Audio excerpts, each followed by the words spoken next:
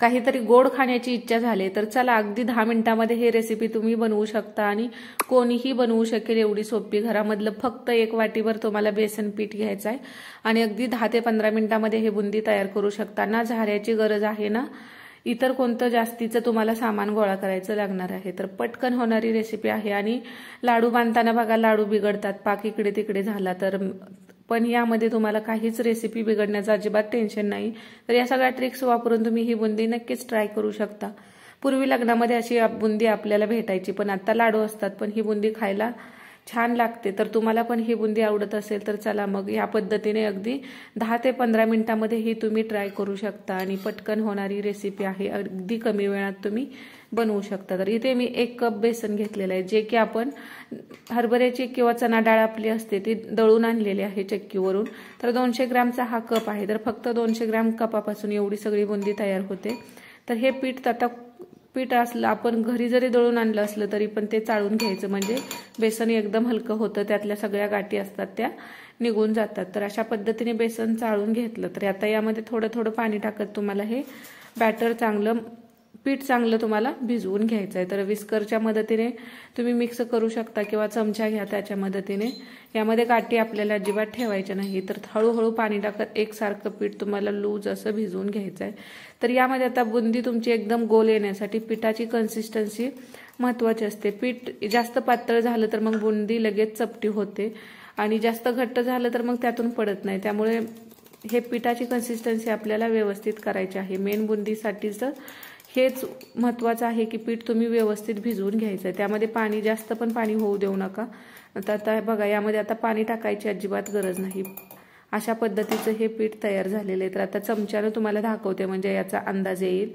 तर बघू शकता हे आता चमच्यात घेऊन असं वर टाकलं तर बघा याच्यातून असे ड्रॉप पण पडले पाहिजेत। आता पीठ संपत आल्यानंतर बघा अशा पद्धतीनं हे पडत आहेत आणि चमचा जर तुम्ही असा उलटा करून घेतला तर पाहू शकता यावरती असं एक कोटिंग तयार होतंय आणि यावरून जर आपण असं बोट फिरवून घेतलं तर ते आहे असं राहतंय, म्हणजे एवढंच पीठ आपल्याला ह्या कन्सिस्टन्सीचं तयार करायचं आहे। आता जास्त पीठ जर पातळ झालं तर त्यामध्ये थोडंसं पीठ तुम्ही ऍड करू शकता आणि कन्सिस्टन्सी ऍडजस्ट करू शकता, पण जास्त पातळही करू नका, नाहीतर बुंदी आपली व्यवस्थित गोल येणार नाही।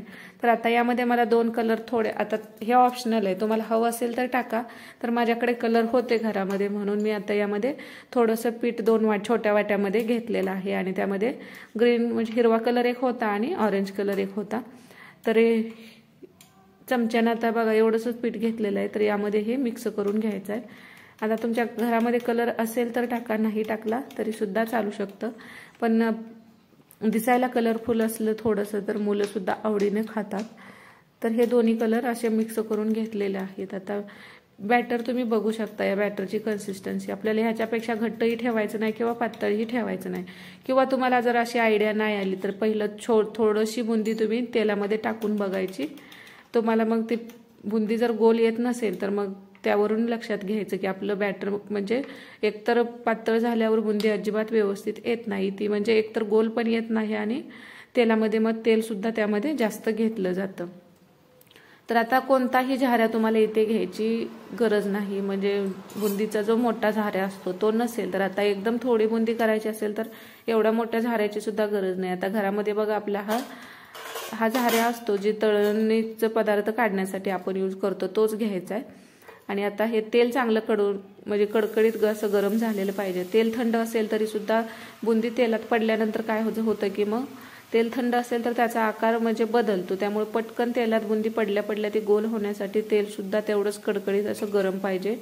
बघा आता तेलामध्ये गेल्यानंतर बुंदीचा आकार आहे असा राहतो, ते अजिबात चपटी लांबडी अशी कशी पण नाही झालेली। बघा आहे त्या शेपमध्ये यायचं असेल तर तेल पण तुमचं व्यवस्थित गरम पाहिजे। आता हे माझं जास्तच गरम झालं म्हणून मी थोडंसं आता बंद केला गॅस आणि परत चालू केला। तर बघा आता बुंदी भाजण्यासाठी अजिबात वेळ जात नाही। तर अशा पद्धतीची थोडीशी पसरट कढई घ्यायची। आता थोडीशीच बुंदी आहे म्हणून मी अगोदर थोडंसं तेल टाकलेलं होतं। तर बघा अजिबात तेलकट वगैरे सुद्धा ही बुंदी आपण म्हणजे जर तुम्ही कच्ची बुंदी काढली तर मग त्यामध्ये तेल राहतं, पण बुंदी व्यवस्थित भाजून घ्यायची। आणि एक काळजी घ्यायची की आता बुंदी पाडलेला हा जो आपण झाऱ्या यूज केलाय तो काय करायचं, पीठ पुसून घ्यायचं असं हाताने आणि ओल्या हाताने पाण्याने तुम्हाला ह्या झाऱ्या प्रत्येक वेळी पुसून घ्यायचा आणि कापड असं जवळ घ्यायचं आणि त्याच्याने तो पुसून घ्यायचा। म्हणजे काय होतं की झाऱ्याला जर असं पीठ वाळत गेलं तर मग ते बुंदीचा आकार नंतर बिघडतो। त्यामुळे प्रत्येक वेळी हा जो झाऱ्या आहे तो आपल्याला स्वच्छ साफ करूनच घ्यायचा आहे, म्हणजे पाण्यानं पुसून घासत बसायची गरज नाही, फक्त पुसून घ्यायचा। बघा ही मस्त अशी बुंदी आपली तळून झालेली आहे, तर ही मी काढून घेत आहे। तर अशा पद्धतीनेच सगळी बुंदी करायची आहे। तर शेवटपर्यंत बुंदी तुमची एकसारखी येण्यासाठी झाऱ्या आपला व्यवस्थित प्रत्येक वेळी असा पुसून घ्यायचा, पाण्याने थोडंसं पुसून घ्यायचं आणि नंतर कापडाने। तर बघू शकता एकदम गोल आणि मस्त अशी बुंदी तयार झालेली आहे आणि व्यवस्थित तळली गेलेली पण आहे। तेलकट जर हाताला जर जास्त तेल लागत असेल तर समजायचं बुंदी अजून व्यवस्थित भाजलेली नाही। जर कच्ची बुंदी काढली तर मग त्यामध्ये तेल राहतं। तर अशा पद्धतीने बघा मी दुसरी बॅच यामध्ये टाकत आहे।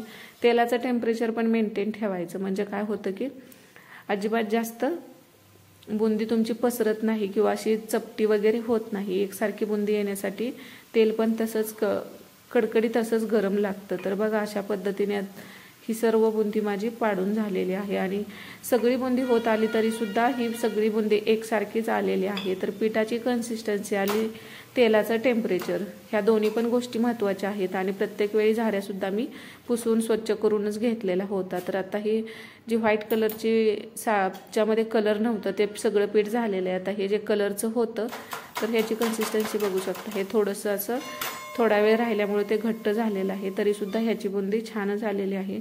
तुम्हाला जर पातळ पिठाची बुंदी जर पसरत असेल तर थोडंसं नॉर्मल पीठ घट्टच ठेवा, त्यामुळे बुंदी बिघडण्याचं अजिबात टेन्शन नसतं। पीठ जास्त लूज करूच नका। आता बघा ही ऑरेंज कलरची पण काढून घेतलेली आहे। आता ग्रे राहिलेलं शेवटचं हे ग्रीन कलरचं सुद्धा मी यातून काढून घेतलेलं आहे। तर बघा थोडंसं आता पीठ घट्ट असलं की झाऱ्या जर असा कढईवरती तुम्ही थोडंसं ह्याला असं टॅप टॅप करून घेतलं तर मग हे पीठ व्यवस्थित खाली पडलं जातं आणि बुंदीचा आकार सुद्धा बिघडत नाही। जर पीठ तुमचं घट्ट म्हणजे थोडंसं त्यातल्या त्यात घट्ट असेल तर बघा अशा पद्धतीने हे आता ग्रीन कलरची बुंदी सुद्धा करून झालेली आहे। तर मस्त अशी अगदी कमी वेळामध्ये, आता मला पूर्ण बुंदी पाडण्यापासून ते करण्यापर्यंत आता व्हिडिओ करायचा असतो त्यामुळे थोडासा वेळ जातो कॅमेरा सेट करण्यात, हे पण नाही लावलं तर अगदी अर्धा तासाच्या आत सुद्धा ही रेसिपी तुम्ही करू शकता। फक्त 200 ग्रॅम एवढं मी डाळीचं पीठ घेतलेलं होतं। तर आता घरी दळून आणलेलं डाळीचं पीठ होतं। आता विकतचं बेसन तुम्ही इथे यूज करू नका, त्यामध्ये मिक्स पीठ असतं, त्यामुळं घरीच तुम्ही डाळ दळून आणा आणि त्या पिठाचे अशी मस्त अशी बुंदी तयार करू शकता, जसं की दिवाळीसाठी आपण डाळ दळून आणतो त्या पद्धतीने। तर बघा हे तिन्ही कलरमध्ये व्यवस्थित अशी ही सर्व बुंदी तयार झालेली आहे। याचा आकार सुद्धा तुम्ही बघू शकतात, फक्त आपल्या घरातील झारणीनेच आपण करून घेतलेली आहे। तर बुंदी करण्यासाठी तुम्हाला मोठा झाऱ्याच आणायला पाहिजे असं काही नाही। तर जास्त बुंदी करायची असेल तर मग तुम्ही आणू शकता, पण थोड्या प्रमाणात करायचं असेल तर अगदी झटपट कमी वेळामध्ये सुद्धा तुम्ही घरामध्ये ट्राय करू शकता। आता पाक बनवून घ्यायचा आहे। आता ज्या कपाने आपण पीठ घेतलेलं होतं तर हा 200 ग्रॅमचा एवढा कप आहे, तर जेवढं पीठ होतं तेवढीच साखर घ्यायची।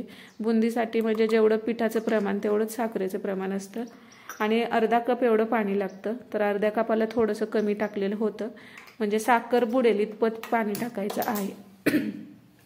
तर अजून थोडंसं पाणी मी म्हणजे टोटल अर्धा कप एवढं पाणी यामध्ये लागलेलं आहे। तर बघू शकता कढईमध्ये साखर आपली व्यवस्थित भिजली जाईल एवढंच पाणी इथं टाकायचं आहे। आणि आता सुरुवातीला सतत थोडंसं मीडियम गॅस करायचा आणि सतत हलवत ह्याला हे करायचं, म्हणजे साखर विरघळेपर्यंत त्याला जरा हलवत राहायचं, नाहीतर काय होतं की पाक आपला यायला तयार होतो पण काही वेळा ती साखर तशीच राहते नाही विरघळली तर। आणि यामध्ये 2-3 वेलची मी असेच फोडून टाकलेले आहेत, तुम्ही वेलची पावडर सुद्धा नंतर ॲड करू शकता।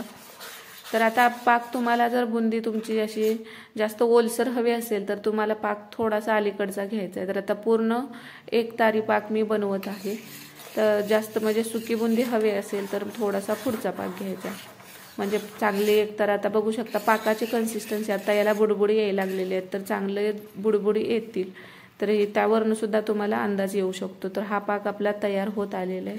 तर आता जास्त थोडी ओलसर हवी असेल तर या स्टेजला तुम्ही गॅस बंद करून यामध्ये बुंदी ॲड करू शकता, पण मला पूर्ण जी साखर तयार होते बघा बुंदीवरती थोडी थोडी तशी बुंदी हवी आहे, त्यामुळे अजून थोडंसं मी याला शिजवून घेते। बघा आता हा एक कडक एकतार ह्याची तयार झालेली आहे, असा ड्रॉप पडायला खूप वेळ जातो, अशा वेळीचा हा पाक आपला तयार झालेला आहे। आता गॅस मी बारीक केलेला आहे आणि यामध्ये हे तळून घेतलेली बुंदी टाकून घ्यायची आणि आता 1-2 मिनिट गॅस चालूच ठेवणार आहे। तुम्ही या स्टेजला गॅस बंद केला तरी सुद्धा चालू शकतं।